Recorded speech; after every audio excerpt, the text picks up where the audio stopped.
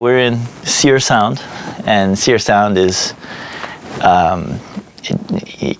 there's definitely other classic New York studios, but this is definitely a seriously classic. It's a temple.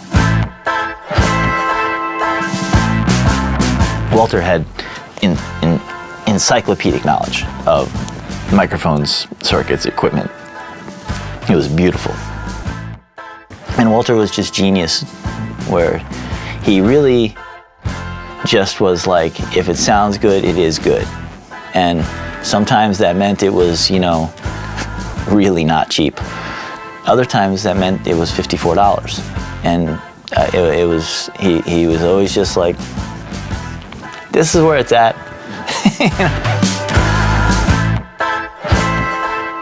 My mom got me the synthesizer, and I dropped out of high school the next day. I was like, this is too good. I know what I want to do.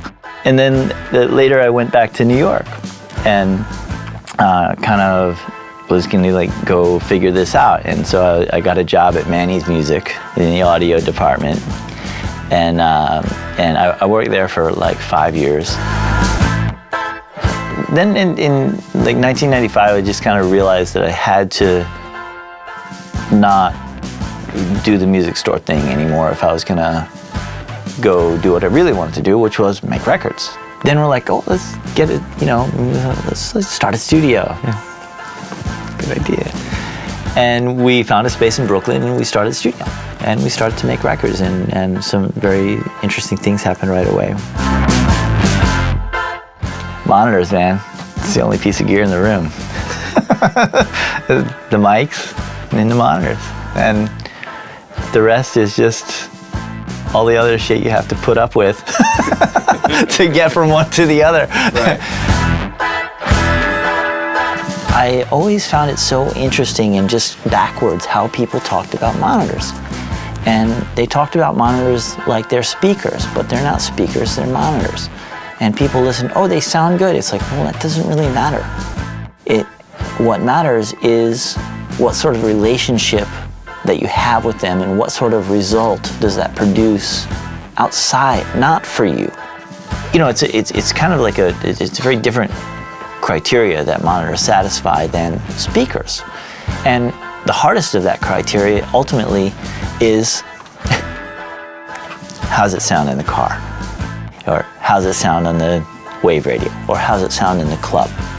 Or whatever, and all these varied environments that have really no relationship to each other than that technically you're dealing with speakers. First and most important things is simply just time domain response, impulse response, speed, damping.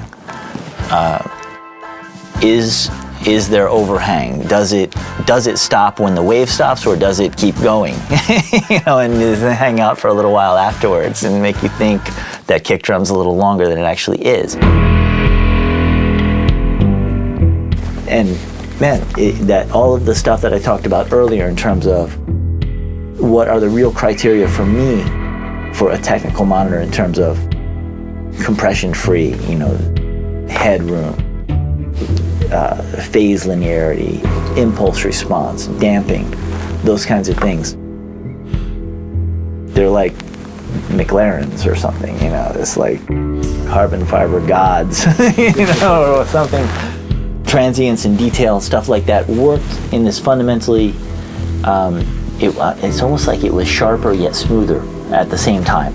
And I never understood it, but it's not anything even remotely like a dome tweeter, or even a ribbon tweeter, like a classic flat ribbon tweeter.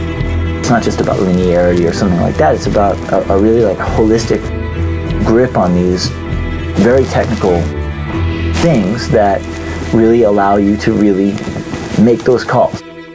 I don't think I've ever been more comfortable more rapidly on a pair of speakers.